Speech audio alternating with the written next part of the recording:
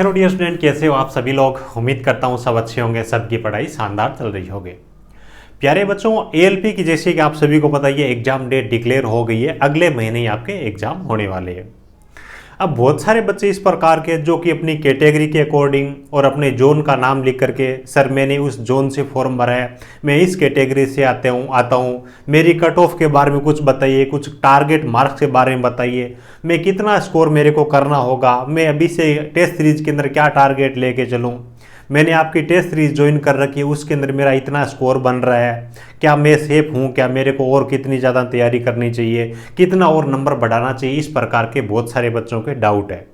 तो मैंने सोचा क्यों ना एक कंप्लीट अपन वीडियो बनाए जिसमें कंप्लीट बच्चों का एक तरीके से गाइडेंस हो। 2018 भर्ती की जो कट ऑफ रही है CBT 1 की, उसके बारे में डिटेल में चर्चा करते हैं। उन चीज़ों को देखते हुए 2024 के जो अगले महीने में आपके एग्जाम होने वाले हैं, उनके बारे में आपको किस तरीके से तैयारी करनी चाहिए, यानी कि मोटा मोटी आपका टारगेट क्या होना चाहिए, और एक महीने का जो आपके पास में टाइम बचा हुआ है, इसमें किस हिसाब से पढ़ना चाहिए, कैसे आपको सदुपयोग करना चाहिए ताकि आप इस एग्जाम के अंदर एक बेहतर स्कोर कर सको। तो एक एक चीज़ के बारे में डिटेल में बात करेंगे, लेकिन उससे पहले एक चीज़ मैं आपको थोड़ा सा यहाँ पे बता देता हूँ। देखिए, कुछ चीज़ें 2018 की भर्ती और 24 की भर्ती है, उनके अंदर अंतर है ना। यानी कि कंपटीशन के अकॉर्डिंग अगर अपन देखें कितना कंपटीशन था पिछली भर्ती के अंदर, अभी कितना कंपटीशन है, उसके बाद में आगे अपन जोन वाइज कट ऑफ वगैरह जो भी चीज़ें उनके बारे में बात करेंगे। देखिए भैया, अगर अपन सबसे पहले बात करें 2018 वाली भर्ती के बारे में, है ना, 2018 वाली भर्ती के अंदर वैकेंसी का, है ना, वैकेंसी में बहुत ज़्यादा अंतर है। 2018 वाली भर्ती के अंदर अगर अपन देखें तो टोटल जो पद थे वो लगभग 64,000 थे, यानी कि एएलपी और टेक्नीशियन दोनों मिक्स थे एक ही नोटिफिकेशन के साथ में। तो जो टोटल फॉर्म भरे गए थे वो ऐसा तो है नहीं कि भी एएलपी के लिए अलग और उसके बाद टेक्नीशियन की अलग, वो चीज़ नहीं थी। कंपटीशन अगर अपन देखें तो एक साथ फॉर्म भरे गए थे इन 64,000 पदों के लिए, जिनमें एएलपी के लगभग 27,000 के आसपास में वैकेंसी थी, बाकी टेक्नीशियन की थी। ये जो 64,000 पद थे, यहाँ पे जो फॉर्म भरे गए थे पिछली भर्ती के अंदर, जो टोटल नंबर ऑफ फॉर्म की अगर अपन बात करें तो लगभग 40 लाख के आसपास में फॉर्म भरे गए थे। ये बात है 2018 वाली भर्ती की। इसी हिसाब से अगर अपन 2024 वाली वैकेंसी, जो अभी करंट वाली वैकेंसी, ये अगर अपन देखें तो यहाँ पे जो आपके लिए पोस्टों की संख्या है ना, इसको देखते हुए काफ़ी कम है। जैसे देखें तो लगभग आप राउंड फिगर के अंदर कर लो 19,000 के आसपास में वैकेंसी है। और टोटल अगर अपन फॉर्म देखें तो यहाँ पे जो फॉर्म भरे गए हैं वो है आपके लगभग 19 लाख के आसपास में, यानी कि एक तरीके से वैकेंसी यहाँ पे कम है, तो यहाँ पे जो फॉर्म है वो भी कम भरे गए। अब देखो एक चीज़ ध्यान रखना, जो 2018 वाली वैकेंसी थी ना, उसके अंदर CBT 1 के अंदर जो बच्चे पास किए गए थे वो किए गए थे 20 गुना, ठीक है। और इस बार जो बच्चे पास कर रहे हैं वो कर रहे हैं 15 गुना, ठीक है। सबसे पहली चीज़ तो है कि ये फर्क है, एक तो वैकेंसी ज़्यादा, दूसरा बच्चे भी इस बार कम पास कर रहे हैं, ये चीज़ है। अब यहाँ पे आप टोटल अगर देखोगे यहाँ पे कितने गुना, यानी कि टोटल कितने बच्चे पास हो रहे हैं, इनको आप मल्टीप्लाई करो तो लगभग यहाँ पे 13 लाख बच्चे है ना, 13 लाख बच्चे वो CBT 1 को मतलब क्या कि उनसे पास करवाया गया। तो यहाँ पे आप भाग देख लीजिए, जो टोटल 40 लाख फॉर्म भरे गए थे उनमें से 13 लाख बच्चों को CBT 1 क्वालिफाई करवा रहे हैं। यानी कि 2018 वाली भर्ती थी जिसके अंदर लगभग हर तीसरा बच्चा था उसने CBT 1 को क्वालिफाई कर लिया। और यहीं पे अगर अपन 2024 वाली वैकेंसी देखें तो 19 को आप 15 से मल्टीप्लाई करो, आपका लगभग देखिए 2,80,000 के आसपास में, है ना, कितने बच्चे पास होने वाले, यानी कि 19 लाख में से 2,80,000 बच्चे पास होने वाले हैं। अब आप इसके अंदर भाग दो कौन सा बच्चा पास हो रहा है, तो आपका हो जाएगा देखो लगभग यानी कि हर 7वां बच्चा है ना, हर 7वां बच्चा है वो यहाँ पे पास हो रहा है। यानी कि 24 की भर्ती के अंदर आपकी 18 भर्ती के अंदर हर तीसरा बच्चा पास हुआ था, अपनी जो 24 वाली भर्ती है इसके अंदर हर 7वां बच्चा पास होने वाला है। अब एक तरीके से देखें तो यहाँ पे बहुत ज़्यादा हाई फाई भी कंपटीशन नहीं है, भी 100 में से 1-2 पास होंगे, 2-4 पास होंगे, वो चीज़ भी नहीं है। और ऐसा भी नहीं कि कोई हर एक लल्लू पंजू जो मतलब पढ़ाई ही नहीं कर रहा है, फॉर्म भर दिया और एग्जाम दे के पास हो जाए, वो चीज़ भी यहाँ पे नहीं रहने वाली। तो ठीक ठाक चीज़ें, कोई दिक्कत नहीं है। लेकिन कट ऑफ अगर आप आगे देखेंगे तो इन चीज़ों पर आपका ध्यान जरूर होना चाहिए, उसके अकॉर्डिंग आप 2024 के लिए अपना टारगेट और निर्धारित करना, उनके बारे में अपन बात करने वाले हैं। अब देखिए आपके पास में दिनों के बारे में अगर अपन बात करें तो लगभग आपके पास में 30 दिनों का टाइम है। वैसे तो 30 प्लस ही है, लेकिन कई बच्चे ऐसे भी होंगे जो वीडियो को कुछ दिन बाद में देखें। मोटा मोटी अगर अपन बात करें आपके पढ़ाई करने के लिए 30 दिनों का टाइम है। यहाँ पे सबसे मेन चीज है, आपने लंबा टाइम हो गया, थ्योरी वगैरह कंप्लीट कर ली होगी, चैप्टर वाइज रूल रेगुलेशन सब देख लिए होंगे। ये जो 30 दिनों का टाइम है, सबसे पहली चीज आपको रिवीजन करना है, मार्केट से कोई भी नया कंटेंट नहीं लेके ना, उसके बाद में अच्छी आपको टेस्ट सीरीज लगानी है। देखो टेस्ट सीरीज लगाने का फायदा ये होता है कि आपका ये जो एग्जाम होने वाला है ना, इसके अंदर आपको टोटल 75% पूछे जाएंगे और इनको अटेंड करने के लिए आपको टाइम दिया जाएगा 60 मिनट का। रेलवे के एग्जाम में टाइम बहुत ज़्यादा मायने रखता है। अब आप ज़्यादा टेस्ट लगाओगे, अच्छी टेस्ट सीरीज लगाओगे, उसका फायदा क्या होगा? पहली चीज़ तो अगर कोई पर्सन है वो रिपीट हो गया तो उसमें आपका टाइम नहीं लगेगा, टाइम नहीं लगेगा तो आपको डबल फायदा होगा, दूसरे प्रश्नों को भी टाइम आप अच्छी तरीके से दे पाओगे। वरना पिछली भर्ती के अंदर देखा गया बहुत सारे बच्चे सारे प्रश्नों को देख ही नहीं पाए, वो चीज भी थी।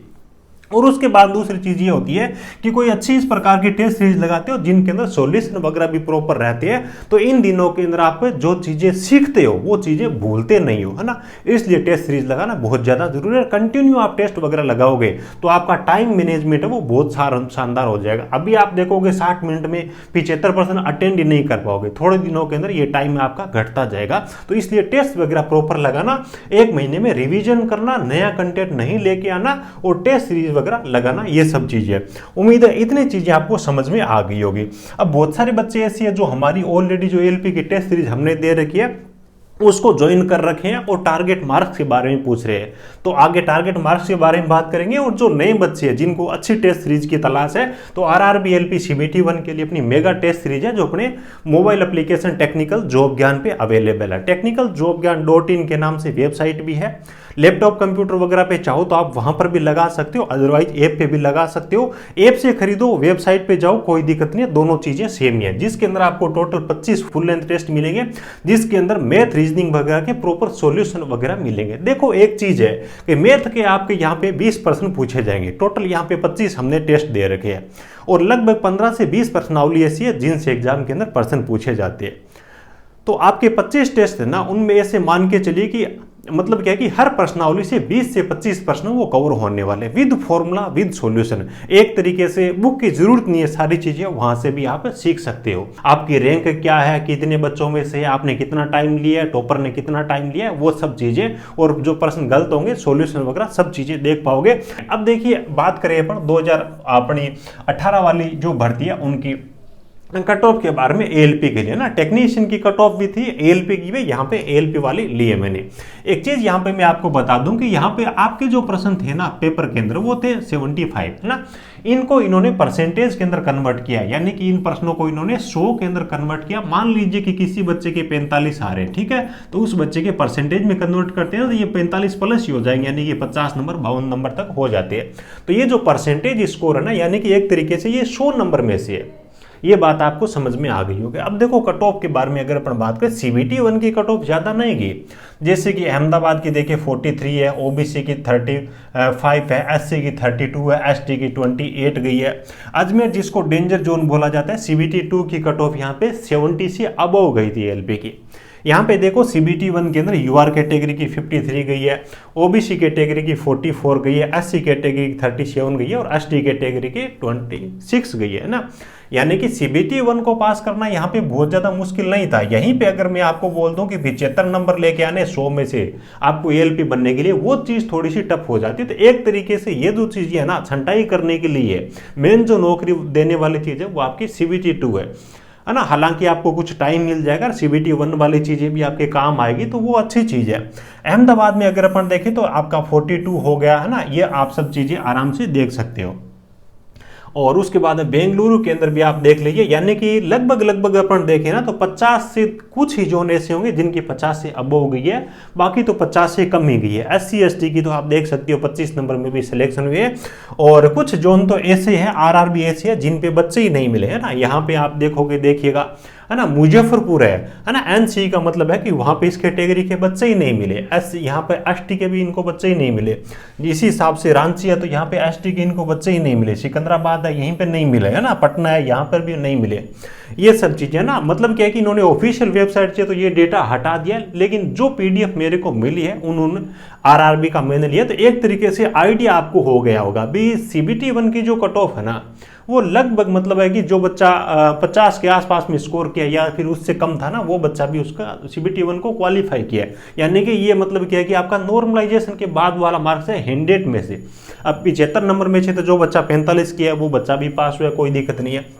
अब इन सब चीज़ों को ध्यान में रखते हुए आपको जो 2024 वाली भर्ती है, जो बच्चे बोल रहे हैं कि सर आपकी टेस्ट सीरीज के अंदर हमारे इतने नंबर आ रहे हैं, क्या मैं सेफ हूँ या नहीं हूँ, मेरे को कितना लेके आना चाहिए। सबसे पहली चीज़ तो ये कि टेस्ट सीरीज के अंदर जो प्रश्न दिए गए हैं, यानी कि टेस्ट सीरीज का जो लेवल है ना, 2018 वाली जो ALP टेक्नीशियन की जो पेपर था, जो भर्ती थी, उससे थोड़ा सा अबोव दिया गया है। यानी कि 2022 के अंदर आपकी ग्रुप D वाली हुई थी, है ना, कुछ उस लेवल का, क्योंकि रेलवे ने अपनी जो परीक्षाओं में प्रश्नों का लेवल है ना वो बढ़ा दिया। आप ग्रुप D के अंदर देखोगे उसका प्रश्नों का लेवल हाई है ना। ग्रुप D के अंदर 60-65 के अंदर बच्चों का फाइनल सिलेक्शन हो गया, जबकि ALP के अंदर है ना 70-75 भी गई थी फाइनल कट ऑफ। तो रेलवे ने अपना जो लेवल है प्रश्नों का वो बढ़ा दिया गया, है ना। तो उसी के अकॉर्डिंग अपने टेस्ट के अंदर प्रश्न दिए, घबराइएगा नहीं।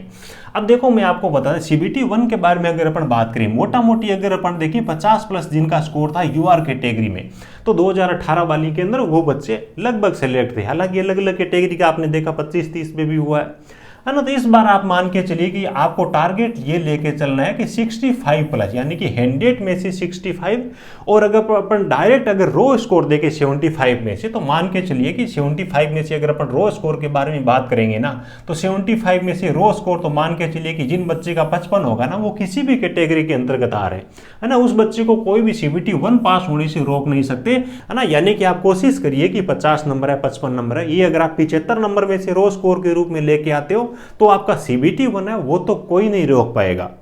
और CBT 2 है, उसकी तैयारी भी सिलेबस मिलता जुलता है, तो अच्छी तैयारी आपकी हो जाएगी। तो यहाँ पे एक पंथ दो कहा जाए, जो बच्चे सीरियस लेकर के अच्छी चीज़ें पढ़ेंगे, अच्छा कंटेंट पढ़ना बहुत ज़्यादा जरूरी है। वीडियो कोर्सेज वगैरह कुछ नहीं होता, जब आप चीज़ें खुद सीख जाओगे ना, खुद आप प्रैक्टिस करने लग जाओगे, तब जाकर के उन चीज़ों को आप एग्जाम में करके आ पाओगे। तो अभी आप अच्छे कंटेंट को रिवाइज करिएगा, टेस्ट सीरीज वगैरह लगाइएगा। मैं तो बोलता हूँ कि हर रोज आपको डेली को कम से कम एक टेस्ट लगाना चाहिए।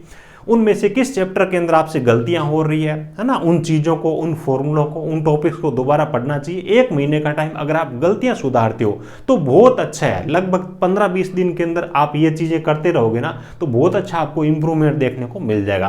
तो टारगेट मार्क्स आपके लिए यही है कि 100 में से आप ये लेके चलिए, और 75 नंबर में से आप, जैसे कि अपनी टेस्ट सीरीज है ना, टेस्ट सीरीज 75 नंबर में से जिन बच्चों का 50+ स्कोर आ रहा है ना, वो बच्चे कोई भी दिक्कत नहीं है, नो टेंशन होकर के, है ना, तैयारी करते जाइएगा, कोई भी दिक्कत नहीं है। ठीक है, वीडियो अच्छा लगा हो तो एक प्यारा सा लाइक करना, अपने जरूरतमंद दोस्तों के साथ में इस वीडियो को शेयर जरूर करना। बाकी जो बच्चे चैनल पे पहली बार विजिट कर रहे हैं, सब्सक्राइब जरूर कर लीजिएगा, ताकि आपको सभी प्रकार की सरकारी तकनीकी भर्तियों के बारे में समय पे जानकारी मिलती रहे।